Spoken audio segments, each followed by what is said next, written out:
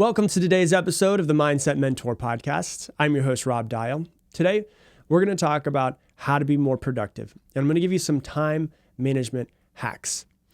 One thing that I've found with people, I coach a lot of business owners. I've coached thousands of business owners over the past few years, is that one of the things that I hear that's an excuse for not being where you want to be yet is I don't have enough time. And that, I'm just going to be honest with you, is fully 100% a cop-out.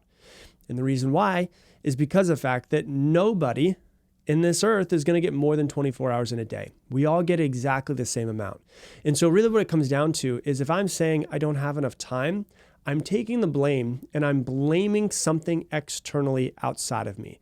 When in reality, for me personally, I want to be able to blame everything on myself, because if I can blame it on myself, that means I can also control it. So it's not that you don't have enough time and you're not able to do it. It's just that maybe you haven't been able to effectively manage your time that you do have.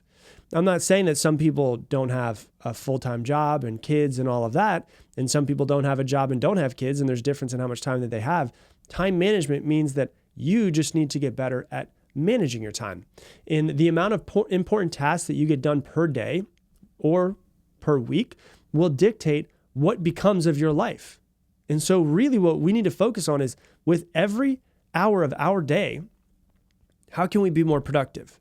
Not busy, but productive. Busy is like, I don't know if you've ever been busy all day long and you're working, you're doing things. And then at the end of the day, you're like, God, I feel like I got nothing done.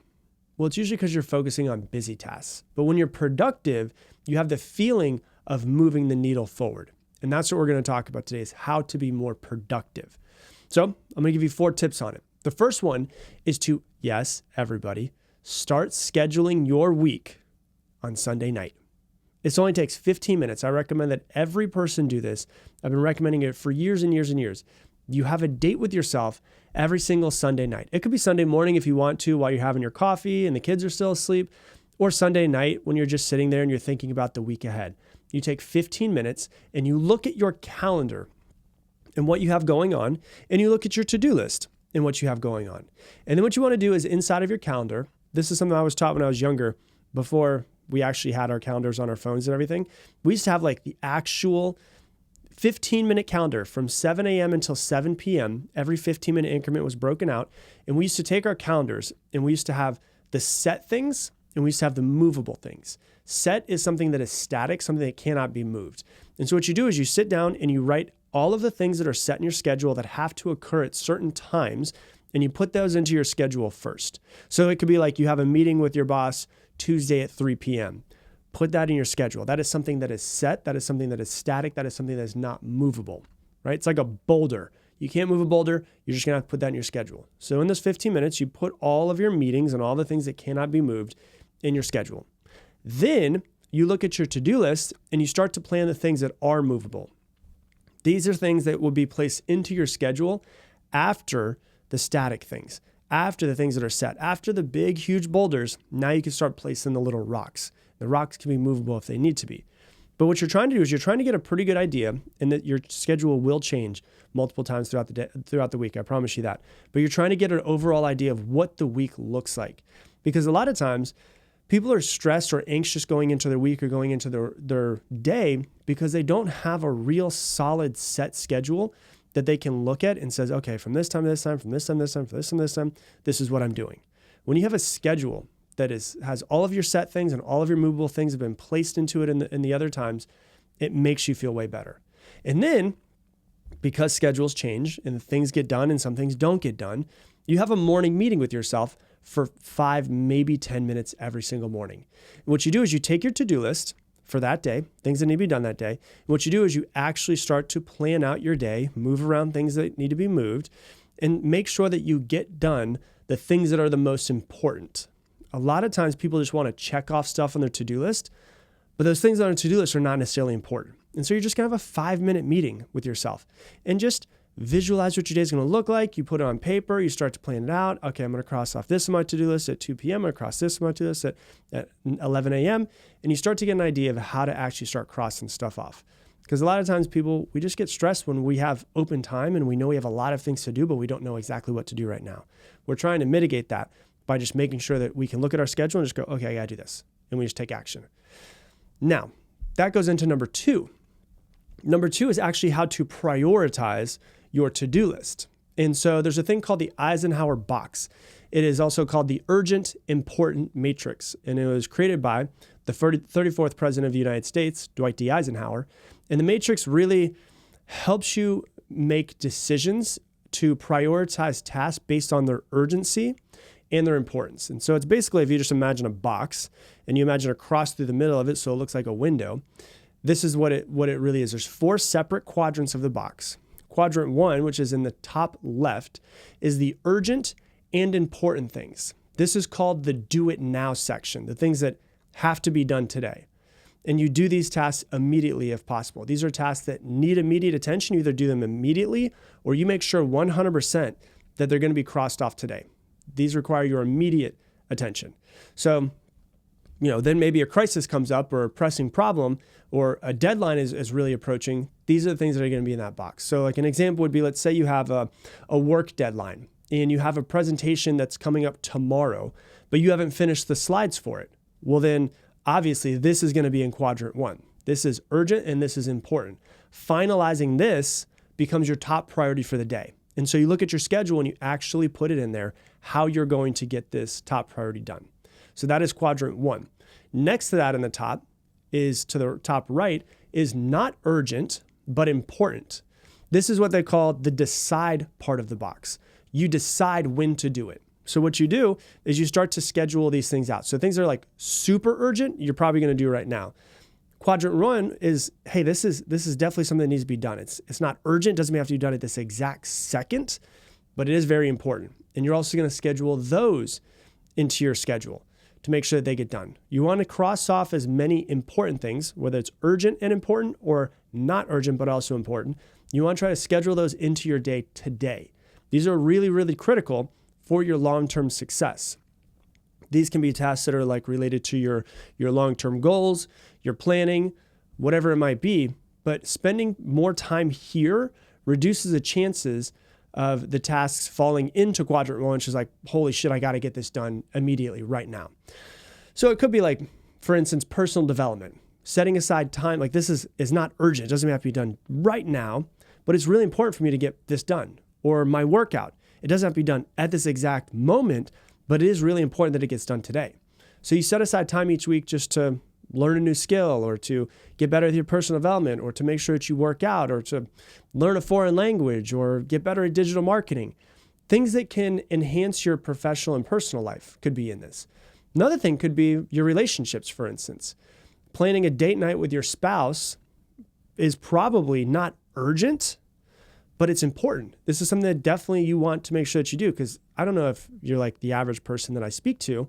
The average person I speak to is like, man, yeah, my wife and I, we've been talking about going on date nights every single week, and then this happens, and we have the kids, and then we have work, and we end up just pushing it to the next week, and then we forget about it, and we push it on to the next week. So it's like, it doesn't have to be done immediately, but it's important. So maybe you look at your schedule and say, okay, Friday, 6 p.m., I'm going to make sure I take my wife out. We're going to go to this place. Okay, so I'm going to get reservations here. And I also need to make sure that we schedule a babysitter. So therefore, you're planning ahead in these things that are not urgent. They don't have to get done right this second, but they're still important. We make sure are scheduled. Okay, so that's quadrant 2. Quadrant 3 is in the bottom left of this little box. And quadrant 3 is the delegate section. The question, who can do it for you? So one of the things I think has been really eye-opening for me and will be eye-opening to a lot of people listening to this, read the book that was written by Tim Ferriss called 4-Hour Workweek. He completely changed my mind on time management. He changed my mind on emails. He changed my mind on delegation. Some of you guys are like, well, I work a job and I work for someone else. A lot of times you could hire a virtual assistant for $6 to $10 an hour. They could work 10 hours a week for you, and they can get done the little tasks almost as well as you can. But now you can just pay them to do it so that you can focus on the more important things. You can hire somebody to do it.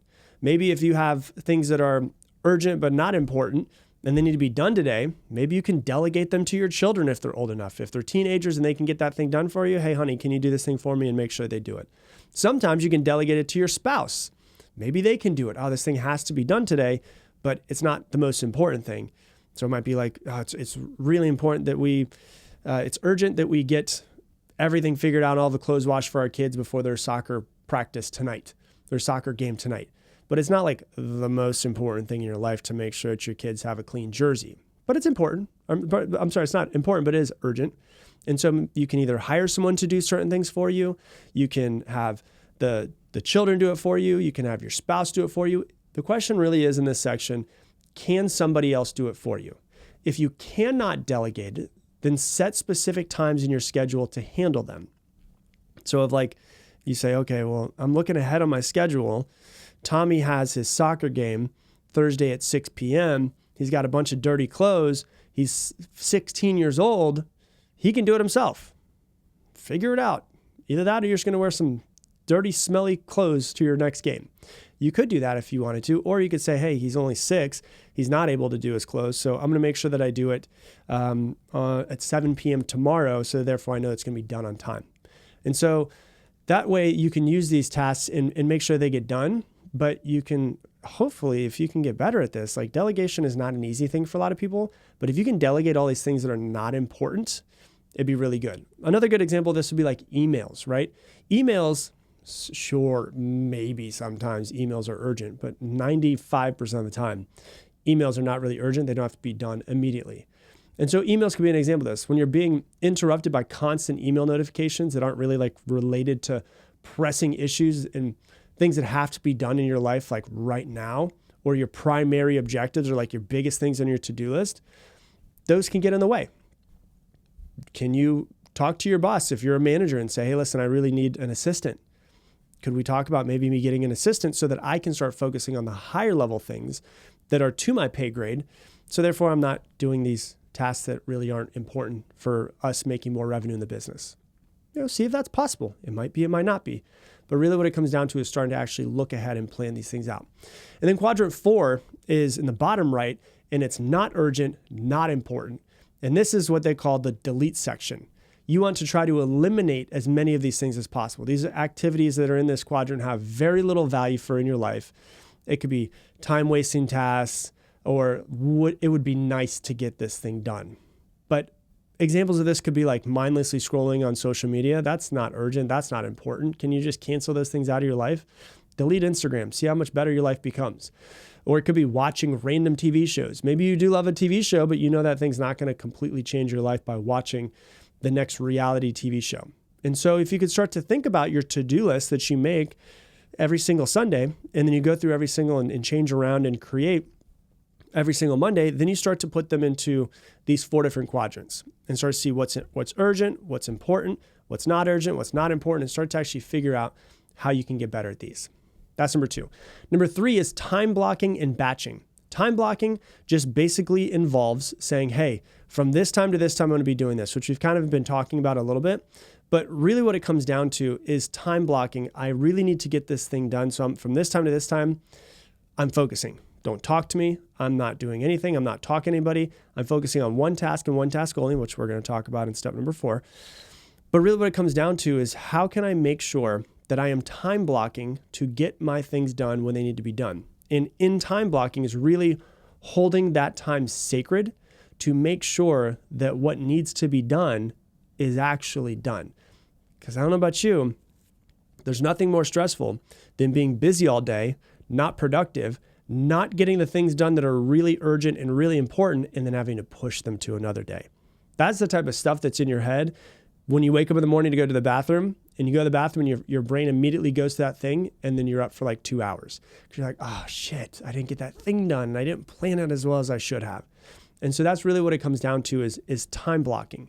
And then with batching is if you do something consistently throughout the week, multiple times throughout the week, can you get all of that done in one section where you time block that? So for instance, I've used this example many times. When I record the podcast, I sit down and record the podcast. So the new structure of what we have is Wednesday morning, I plan 2 podcast episodes. do all of my research, everything I need to do. I put all the bullet points together, and then I record those 2 on Wednesday afternoon. Then on Thursday, I do the exact same thing as Wednesday.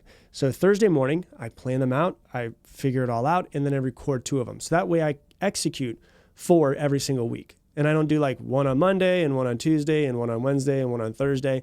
It's batching all of the things that I could do. So if you maybe create content on social media for your business, you have a flower business and you want to start putting up promotional stuff and make sure that you get as many pictures and videos and reels done and stories and all of that. Well, maybe you could just batch all of that content on Monday morning, take a 2-hour block and get the entire week done. And now all you have to do is just post it and not actually have to worry about creating it every single day. And so that's what batching looks like. Something that you do multiple times throughout the day. Is it possible to have as few segments of your schedule that are longer to get all of those things done? So that's number 3. And number 4, if you've listened to this podcast for a while, you know, like I'm the biggest fan in the world on this. Not only am I the biggest fan and I use it every single day, like this is how I live my life and get stuff done, but it's also in my book. Like I literally have a section in my book where I teach this. What is it called, everybody? The Pomodoro Technique. The Pomodoro Technique was developed in the 1980s, and it works really well. And there's actually a whole lot of science and neuroscience behind why this works so well.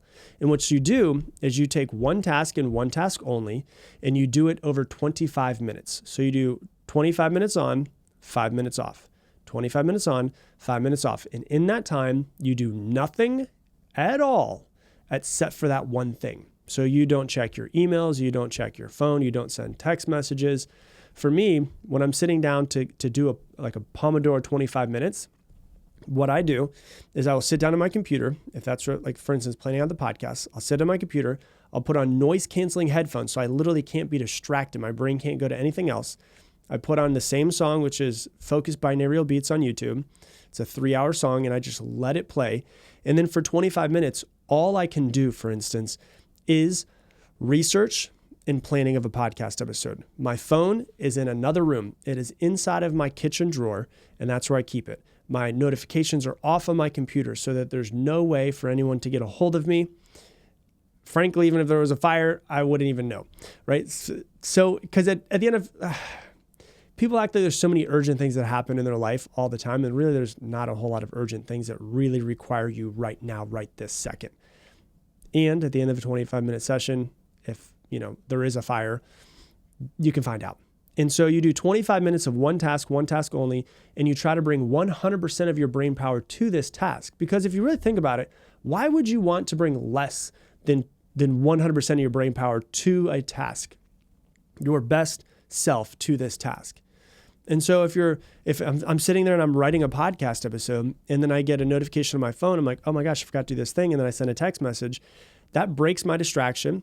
And usually it actually hurts when I come back in and try to get focused again. So if I'm focused and I break my focus, it can take up to 15 to 17 minutes, psychologists have found, for you to get your focus back to where it was before. And so really what it comes down to, more than anything else, is you're not going to get more time in your day. It's just not going to happen. How can you make sure that with that, you get better at planning ahead for the entire week? You get better at planning every single day in the morning. And then all you have to do is just execute on the tasks when the tasks need to be done. And you are checking off the most important tasks of your day every single day. So that is my tips to help you get better at time management and get more done and be more productive. So if you love this episode, please do me a favor, share it on your Instagram stories and tag me in it, Rob Dial Jr., ROBDIALJR. And if you love this, once again, you'll probably love my book that is coming out. It is called Level Up, How to Get Focused, Stop Procrastinating, and Upgrade Your Life. I would love it if you would buy that book. It is 16 years of knowledge. It is, 3 years of writing and about 15 to 16 rounds of edits to go through. I put everything that I possibly could into taking action, how to take action, how to create the life that you want to, how to be more productive, how to stop being a person who procrastinates, and how to get more focused. So if that sounds like something that you want, go to robdial.com/book. You can pre-order it there. Everybody who pre-orders it, you should get it the day that it comes out, which is October 3rd. And you'll also get, when you pre-order, and only pre-orders only, a free mini course on how to be more productive and stop procrastinating that will come with that. It's a video course, and you'll get entered into a drawing for over $25,000 in cash and prizes. So once again, it's robdial.com/book. And with that, I'm going to leave you the same way I leave you every single episode. Make it your mission to make somebody else's day better. I appreciate you, and I hope that you have an amazing day.